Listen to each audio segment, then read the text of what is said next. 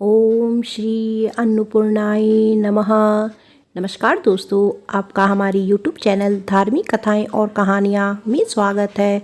आज मैं आपको अन्नपूर्णा माता की व्रत कथा सुनाऊंगी। अगर आपको यह कथा अच्छी लगे तो आप वीडियो को लाइक, सब्सक्राइब और शेयर ज़रूर कीजिएगा। आइए सुनते हैं अन्नपूर्णा माता की कथा।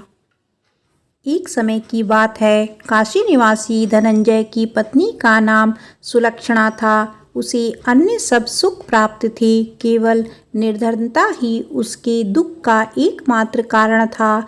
यह दुख उसे हर समय सताता रहता था। एक दिन सुलक्षणा पति से बोली, स्वामी आप कुछ उद्यम करो तो काम चले, इस प्रकार कब तक काम चलेगा।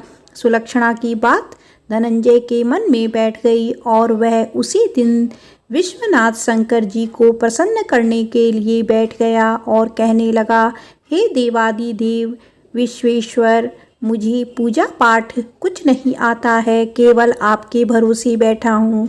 इतनी विनती करके वह 2-3 दिन भूखा प्यासा बैठा रहा।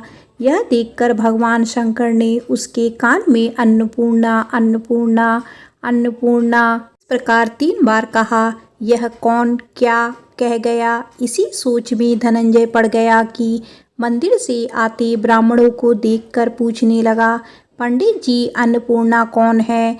ब्राह्मणों ने कहा, तू अन्न छोड़ बैठा है सो तुझे अन्न की ही बात सूझती है, जा घर जाकर अन्न ग्रहण कर।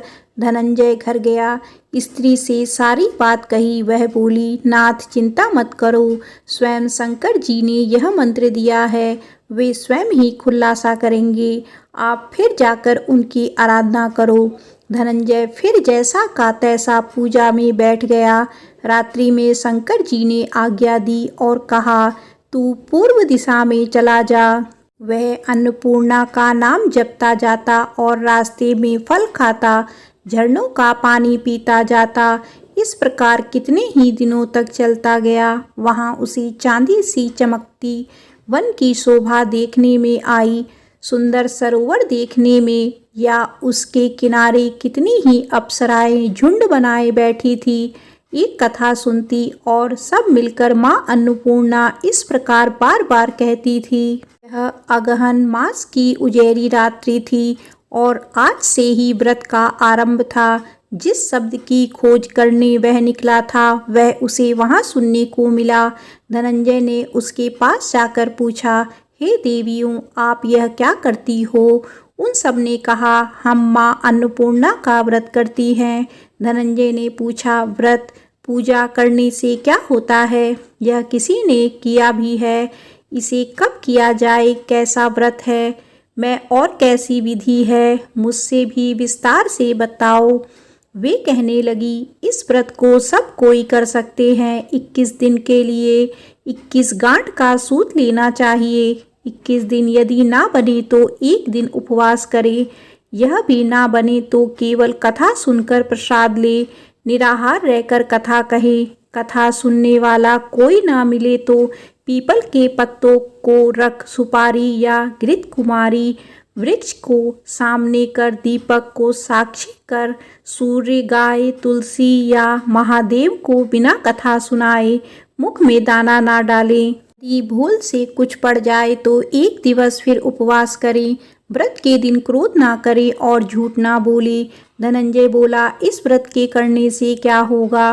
वे कहने लगी, इसके करने से अंधों को नेत्र मिले, लूलों को हाथ मिले, निर्धन के घर धन आए, बाजी को संतान मिले, मूर्ख को विद्या आए। जो जिस कामना से व्रत करे माँ उसकी इच्छा पूरी करती है। वह कहने लगा, बहनों, मेरे पास भी धन नहीं है, विद्या नहीं है, कुछ भी तो नहीं है, मैं तो दुखिया ब्राह्मण हूँ, मुझे इस व्रत का सूत दोगी। हाँ भाई, तेरा कल्याण हो, हम तुझे अवश्य देंगी, ले इस व्रत का मंगल सूत्र ले। धनंजय ने व्रत किया। व्रत पूरा हुआ तभी सरोवर में से 21 खंड की सुवर्ण सीढ़ी हीरा मोती जड़ी हुई प्रकट हुई। धनंजय जय अन्नपूर्णा माता कहता जाता था। इस प्रकार कितनी ही सीढ़ियां उतर गया तो क्या देखता है कि करोड़ों सूर्य से प्रकाशमान अन्नपूर्णा का मंदिर है।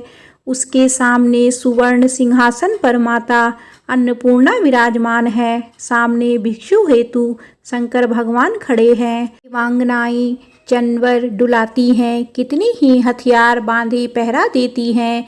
धनंजय दौड़कर जगदम्बा के चरणों में गिर गया।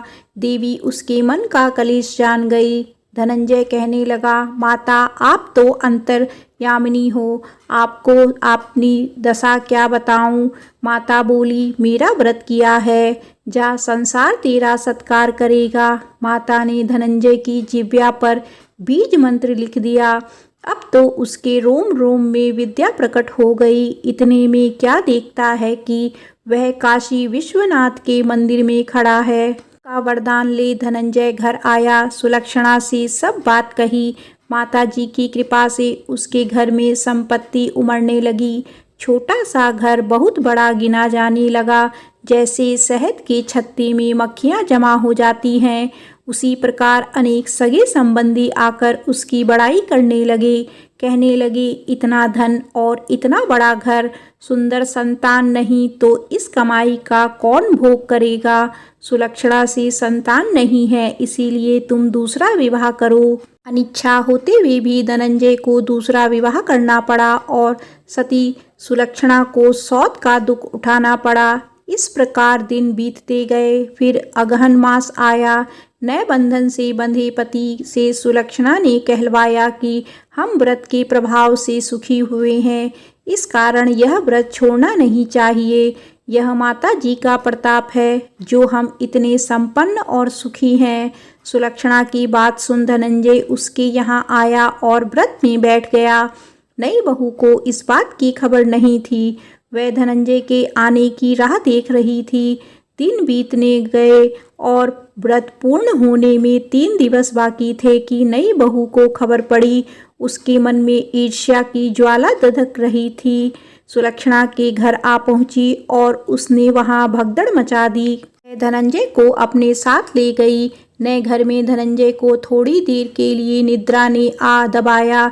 इसी समय नई बहू ने उसका व्रत का सूत तोड़कर आग में फेंक दिया। अब तो माताजी का कोप जाग गया। घर में अकस्मात आग लग गई। सब कुछ जलकर खाक हो गया। सुलक्षणा जान गई और पति को फिर अपने घर ले आई। नई बहू रूठकर पिता के घर जा बैठी। पति को परमेश्वर मानने वाली सुलक्षणा बोली, नाथ घबराना नहीं, माता जी की कृपा अलौकिक है। पुत्र कुपुत्र हो जाता है पर माता कुमाता नहीं होती। अब आप श्रद्धा और भक्ति से आराधना शुरू करो, वे जरूर हमारा कल्याण करेंगी। धनंजय फिर माता के पीछे पड़ गया।